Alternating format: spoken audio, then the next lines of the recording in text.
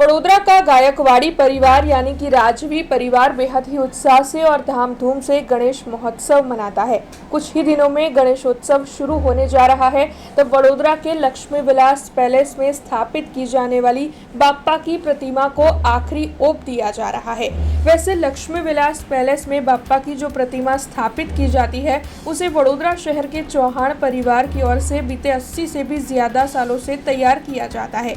ये प्रतिमा विशेष तौर पर ध्यान रखकर बनाई जाती है और इससे जुड़े हुए कई नीति नियम भी है। इस मूर्ति की हाइट 36 इंच की ही रखी जाती है और उसका वजन 90 किलो ही होता है।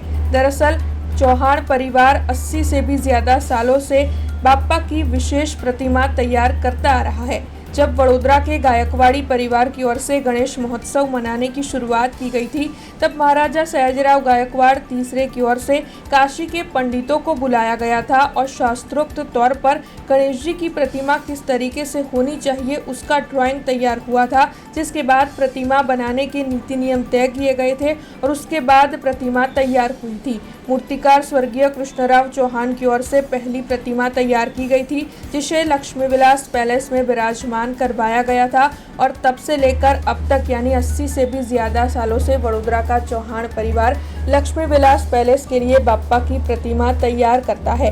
तब आपको बता दें कि इस साल भी बाप्पा की प्रतिमा लक्ष्मी विलास पैलेस के लिए तैयार की जा रही है। तब इस बारे में लाल सिंह चौहान, जो कि इस वक्त बाप्पा की प्रतिमा तैयार कर रहे हैं, उनकी ओर से ज्यादा जानकारी दी गई है। હવે 1926ની અંદર મારા પિતાશ્રી કૃષ્ણરાવ બી ચૌહાણ એમને ગણેશજીની પ્રતિમા બનાવવાનું શરૂ કરેલું હતું। ત્યારબાદ તેઓ 1933ની અંદર જે સ્કૂલ ઓફ આર્ટની અંદર મુંબઈ ત્યાં ભણવા ગયા હતા। ત્યાં ભણીને પાછા આવ્યા બાદ તેમને આપણા વડોદરા શહેરની અંદર જો કીર્તિસ્તંભ છે, સયાજીગંજની અંદર સયાજીરાવ મહારાજના પુતળા છે, નવસારી, વ્યારા, આ પ્રમાણે જે કંઈ મૂર્તિઓ બધી કીર્તિ મંદિરની અંદર જે અરસપાનની મૂર્તિઓ છે તે બધી ઓર્ડરો અમને અમારા પિતાશ્રીને મળવા લાગ્યા અને ત્યારબાદ તેઓ બનાવતા ગયા અને પ્રતાપસિંહરાવ મહારાજે 1939ની અંદર એમ અમારા પિતાશ્રીને શ્રી ગણેશજીની મૂર્તિ બનાવવા માટે રાજમહેલમાં જે બિરાજમાન થાય છે તે બનાવવા માટે અમને ઓર્ડર આપેલો હતો, પણ અમે સિંદૂરાસુર વધને ગણેશજી મારી રહ્યા છે એવી રીતે પ્રતિમા બનાવવામાં આવેલી હતી।